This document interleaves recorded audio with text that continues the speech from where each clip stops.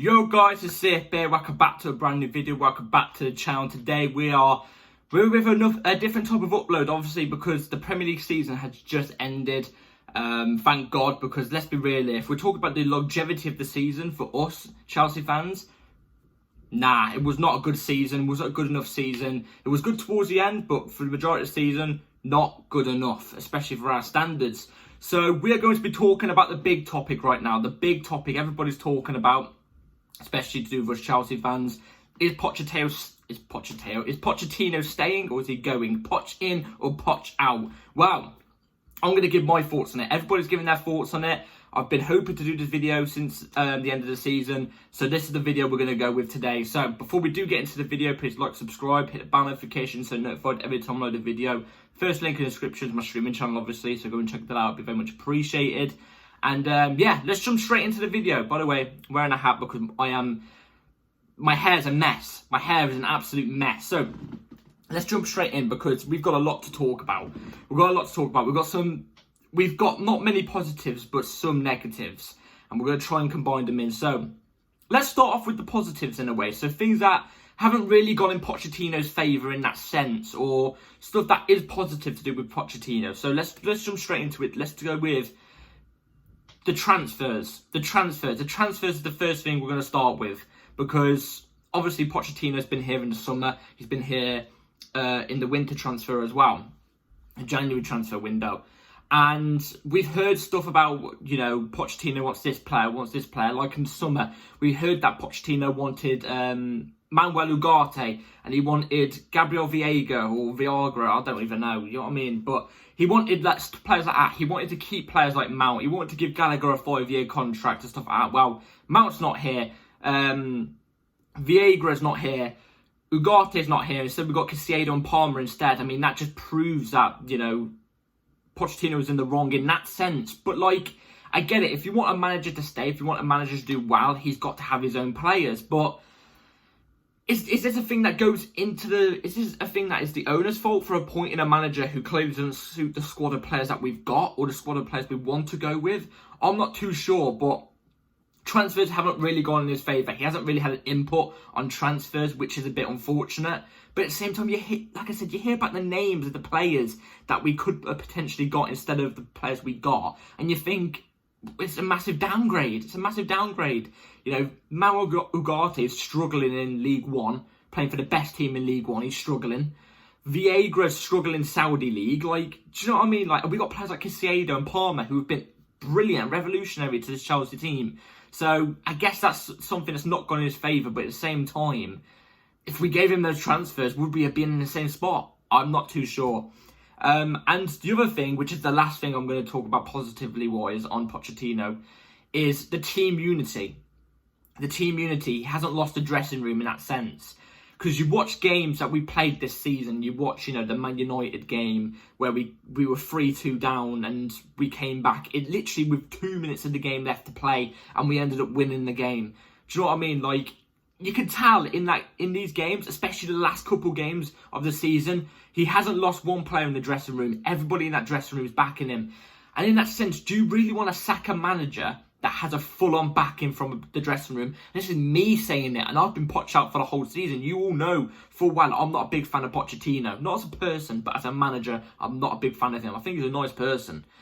But you can tell from the last couple of games, the players could have down tools and gone, nah, you know, I'm fed up. Because we were 10th line in game week 32 or 33. We were 10th. Nobody would have thought we would have finished anywhere near 6th around that time. Even in game week 25, they thought 6th. No way. And the players thought we've got 5 wins on the trot from it and stuff like that. Yeah, he hasn't lost the dressing room. Do you really want to break that? And what happens if we do sack him? If we sack him, do the players go, nah, do you know what? I want to leave. Mate, imagine if Palmer turns around and goes, nah, I want Pochettino to stay. I want to leave now. Do you know what I mean? Imagine if Palmer does that. Imagine, I don't know, just other quality players just look at it and go, oh, wow, there's nothing to go for. I've got to admit, there has been a bit of a process. There has been a little bit of a process, and even I'm saying this. Do you know what I mean? This is shocking I'm even saying this. So, you know, he has the team unity. He has the dressing room behind him, and You know, when you've got that happening in your favour, it's a positive feeling. It's a positive feeling. We usually see with Chelsea managers at this point of the season, game week 32, and we're lying in 10th or below top 4 or something like that. So we used to be a continuous top 4 team. The manager would be gone. The manager technically would be gone on that day. Ancelotti, for example, sacked in a tunnel. He has the backing. He has the backing. So that's all the things that I think of not going in his favour / positive things about Pochettino this season. These are the things that I think have been a bit positive from Pochettino in that sense. Now let's talk against the things that go against him. Let's talk about the things that go against him. Lack of style of play and system. The lack of style of play and system. Let's be real here. You know, results. They've come in late. As much as anybody wants to say so, yes, we've got the results. We've managed to get to 6th. Great. We were 5 or 6 points, I think, off Champions League spot. We were 5 or 6 points off a Champions League spot. Imagine with the games that we had at the start of the season against, you know, a Nottingham Forest where we lost, or the Burnley and Sheffield United games where we drew. There's 9 points there. With good game management, we would have won those games. And we would have been in the top 4. But Pochettino didn't have the game management. That's my thing, though. The results are coming late. The results are coming late. Too late, in my opinion. I think we should be hitting the get-go, hitting the gas straight away from the start of the season. We didn't. We hit it towards the end of the season. Imagine if it's the exact same thing next season. This is my thing. If we do decide to keep him, imagine if it's the exact same. Results poor for the start, the middle of the season. We start to get results towards the end of the season. It's going to be the same thing. We're going to finish again in a poor position for Chelsea Football Club. I get it, for the end of the season, what it looked like, 6th actually really good, but Chelsea Football Club, we should be in the top 4 no matter what. Do you know what I'm trying to say? The systems as well, let's be real here. I think I only can count on maybe 4 or 5 times I actually saw a system this season from Pochettino. I actually saw a proper system, not players giving their role, and I'm not talking also about Cucurella being inverted. Yes, it's part of putting something into the game, but like it's not a system. It's not something that we look like we've been, you know, training on, you know, style of play, patterns of play and stuff like that. Like, I just don't. The one game what I look at and I go, you know what? That has been perfect. Result-wise, perfect. Goal-wise, perfect. Style of play, perfect. Seeing something to believe in, perfect. Was the West Ham game where we beat West Ham 5-0. It was perfect, down to a T. And you could go back on my video. I didn't say anything negative. The substitutions were right. We were playing good football. I get it at times. You know, Pep Guardiola has systems. He has systems, but like he doesn't win all the time. But you can see there that there's a system. You could just say, "Oh, that's unlucky," or "We played poor today, though." Do you know what I mean? But they have a system, have an identity. We don't. I still don't know what our identity is because, like, yes, we do the Cucurella inverted thing, like I said, but there's nothing that I can sit there for majority of the season and go, yes, I believe in this. I think we could play in this way for the rest of the next season and get a high spot in the Premier League. I don't see it. For me personally, I don't see it. Second half displays, that's another thing to do with the games this season. For majority of the season, bar the Aston Villa game towards the end of the season, where second half, obviously, he made Cucurella inverted and we ended up bringing it back from 2-0.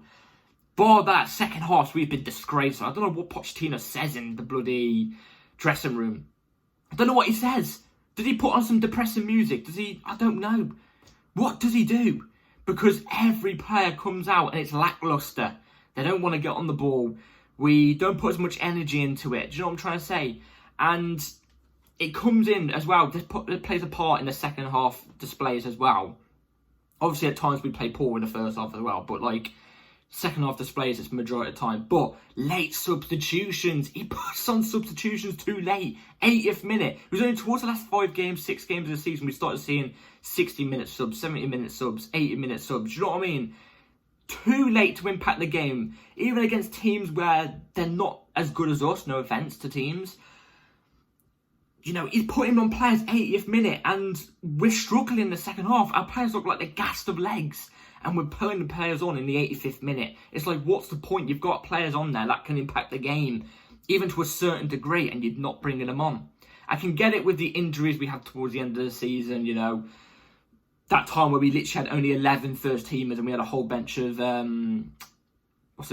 teenagers on our bench. I can get that in a sense, but even then, give them a run. Give them a run. Do you know what I mean? You don't know until you find out. Do you know what I'm trying to say? So you've got to always try it. So late subs go into it. And you know what I say about the second half? I've seen a lot of people saying this quote, and I 100% agree with it. First half belongs to the players. Second half belongs to the manager. It's true. It's absolutely true. The manager can impact the game, see tactically what he needs to do. And, you know, in the second half, before the second half starts in the changing room, he slaps down the tactics, tells the players what to do. We're just as bad usually in the second half. You know what I'm trying to say? And that's one of my problems. It's just awful. And one more of a thing about results-wise and stuff like that is our defence. Oh, God. What's the best way of describing our defence this season? As my monitor decides to turn off again, what's the best way of describing our defence this season? It's like every time a team bypasses our bloody midfield, it's like a baby lamb trying to defend the last Krispy Kreme donut from a pack of hyenas. You know what I'm trying to say? Like, it's gonna go. That's the simple words I put up here. It's gonna go wrong. It's gonna go wrong. It's gonna go absolutely wrong. And I mean, I hate stats. I'm not a stat person, but for this, you have to look at stats. We've scored a mad amount of goals. Fair play to him. I think that's a positive I haven't mentioned for Pochettino. We have scored a mad amount of goals, and I think going forward we have improved compared to the last couple of years, 100%. But defensively, we're just as worse. This is the worst defence in my lifetime. I'm 20, yeah, that I've ever seen Chelsea have. I grew up on bloody Chelsea conceding 15 goals in the season. You know, the Conte era, barely conceding. You know, defences of JT, Carvalho, Gallas. You know, players like that. Even Gary Cahill to a degree. You know what I'm trying to say? Thiago Silva, which I want to mention in this one because this defence, I kind of feel a bit bad for Thiago Silva because he's quite old now, obviously. But we've conceded like 60-odd goals. We've conceded 60-odd goals. I think we've conceded near enough the most this season out of any team. I think we're up there. We're definitely up there. That's shocking. Chelsea are meant to be one of the best defensive teams, no doubt. Do you know what I'm trying to say? We're meant to be. That's what I grew up on. So I'm not happy with the defence. If anything, I really want us to sort out. We've got defensive coaches. Have we got defensive coaches? Do you know what I mean? Like that's one of my pet peeves about this team. I want us to see more solid defensive displays and more clean sheets. So, and less goals conceded. Because we have games like 5-4, 4-3. Numerous amount of times 4-4 this season. It's unheard of. Absolutely unheard of. So, yeah, moving on to the last 2 points. Press conferences. I'm just going to keep this short and simple. Shit show. I've got to be honest, I don't watch the press conferences. I just go on Twitter and look at all the Twitter accounts that post the quotes that Pochettino says. Because, or like little clips of it, like a little 50-second clip of Pochettino speaking, because I cannot sit there for 15 minutes and watch him. It's boring. He doesn't give out anything tactically, and I just think the press conferences are pants. He lies in the press conferences as well. Let's be real here. He said none of our players this season, and this was like 3 months ago or 2 months ago, he said none of our players have been on any injections. None of them are playing through an injury. Enzo Fernandez has been playing through a hernia, a critical hernia injury, I think it is, for 8 months. He's been on painkillers the whole time. You know, injections. Shocking. The fact that even if the manager even knows that and he's letting it do that, shocking. Which obviously goes down to the medical team as well. It's the medical team's fault. But if I was Poch, I'd look at him after they've given me the go ahead and said, look, he's on medical treatment because of it. I would have said, look, I'm not playing him. I'm resting him. But no, he's continued to play him. So, unless he doesn't know, I'm not too sure. But short and simple, press conferences, awful. That's just my opinion. He flip-flaps too much as well. That's the thing. He flip-flaps way too much with what he says. He flip-flaps. He always goes, start the season, Chelsea are a big team. We should be competing for the big titles. I believe the team should be competing for the big titles. The next game, oh, this is a young team. It's a process. It's going to take a couple years. We're going through a good amount of form again now. Before that form, he was saying, oh, we've got to trust the process. You know, we've got to trust the process and stuff like that. It's a process and stuff. And then now we've gone through our good run of form. He goes, I believe the team should be competing. I will not complain about injuries and stuff like that. I'm betting him on that. Don't complain about injuries. Don't make any sort of complaints like that. So he flip-flaps too much. Too much. And then last one, lack of passion. What do I mean by lack of passion? I haven't gone to the games this season. I'm really hoping I can get a job and start earning good money to go to the games next season, to make really, really good content, to up my content to the next level. So I cannot give my thoughts about the game, but from what I hear about fans, when I watch the fan cams and stuff out from people who go to the games, apparently he walks straight down the tunnel. He doesn't really try to communicate with the fans. He doesn't really celebrate that much with the goals and stuff. He doesn't clap the fans. There's no connection with the fans. And he even says that, but he's got to build the connection as well. Do you know what I mean? He's got to go up to his fans and clap us and celebrate with us when we win a game. Potter did it, at least. You know what I'm trying to say? I remember the Dortmund game. He went up, clapped the fans, showed some passion. I don't see that with Pochettino. I don't see it. So if he is here next season, I want to see him do some more passion, trying to connect with the fans a little bit more. I'll definitely be in the stadium next season, I'll tell you that. Next season, I will definitely be going to at least one game, but I'm going to try to go to at least one, maybe every month or 2 months, I don't know. But I'm going to be keeping an eye on that. And I'll call it out in the videos, obviously. So I just feel like there's a lack of passion there.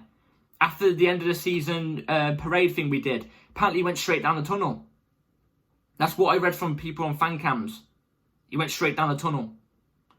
All right, he did come up with an excuse saying apparently they told him to go straight down the tunnel or something like that. But I don't know. I just think there's a lack of passion there again. I'm not too sure. But that's all my bullet points that I want to get out of the way to do with Pochettino. But what I will say is this. I'll leave it on this to do with Pochettino. I've seen the managers we've been linked with since the end of the season, last 2 days. Ipswich Town's manager, McKenna, are you taking the piss? Sorry guys, I'm sorry for my French, trying to keep it PG. Are you taking the piss? McKenna. I'm just hoping that's just a link to make Brighton do the McKenna deal quicker, because obviously Brighton are apparently in tense talks with McKenna. They want McKenna. I'm just hoping that's just a link, a PR move to try and get Brighton to be quicker to get that deal done. Do you know what I mean? Because, what? He's only just been promoted to the Premier League, and you want to bring him in straight away to a top of the cream of the creme Premier League club? Are you taking the mick? We're going backwards then. May as well just keep with the process with Pochettino. You may as well. You may as well just go, sod McKenna, let's just keep with the process with Pochettino. At least he has to back him with the dressing room. I'm telling you, some of the names I'm hearing, I'm begging we keep Pochettino, and that's me saying this. That's me saying this. I'm worried if we do sack Pochettino, the manager we're going to go for, I'm hearing we're going to get a young, inexperienced manager. We may as well just keep Pochettino. Even if it's not the best option, again, it's going to be the best option, like when the shortlist last year was Pochettino Company or Ange Postecoglou. Pochettino's the best bet. It's the best bet out of a shit bunch. You know what I'm trying to say? Like, it's just the names I'm hearing, I'm fearful. I want Poch sacked. I think we'll do better if we get Poch sacked. There's good managers on the market. There's Tuchel, Flick. Tuchel, I said. Sarri. You know, there's good managers on the market. Even try to go to Amorim and just say, do you want the move or not? Try it. But no, I'm really worried. I'm worried. I'm seriously worried if we do get Poch gone. May as well just keep Poch. So, I mean, we're going to have to just wait and see what happens with this end of season review. I'll keep you guys updated, obviously, see if Poch goes or stays. The way I'm looking at it right now, Poch may as well just stay. He's got the backing of the dressing room. All he wants is apparently communication on transfers, and even then I'm a bit fearful on that because of the transfer targets we hear from him. Do you know what I'm trying to say? But at least he's done a year and he's got 6. Do you know what I mean? But like, I don't know. I'm lost. I'm absolutely lost. I get he's had those last 5 games, a good run of games, but it could just be because other teams ain't really playing for anything. I'm not too sure. I couldn't give you the answers, but that's my answers I would give. So let me know in the comments down below what your predictions are. Do you think Poch is going to be gone? Do you think Poch will stay? If you want Poch to stay, what is the ambition? I will say this right here, right now. I've got my expectations video coming soon. Before the season starts, before the new season starts. It'll be like 2 weeks before the new season starts. But what I will say on here is this. If Pochettino stays, because he's already had a year, if Pochettino stays, I want top 4 minimum. Comfortably top 4 minimum. A trophy as well. Any trophy. Could be Carabao. Could be FA. Hell, it could be the Europa League if we fingers crossed, if United lose the FA Cup to Man City, which I think they will. But hey, either then we'll have conference, and then and even then I'll be demanding conference. If we get unlucky and Man United get Europa, then what I'll be demanding from Pochettino is comfortably top 4 and Conference League. That's it. But hey, either way, comfortably top 4 or a trophy. That's what I will say. So yeah, let me know in the comments down below what you all think. And yeah, see you. Keep the bell notification on because videos will come at any time. I could upload a transfer news video anytime. Summer transfer windows coming up, so transfer news videos will be flowing in. Random videos that will be entertaining will be coming through as well. So yeah, drop the bell notification bell, like, subscribe, take care all, and yeah, peace.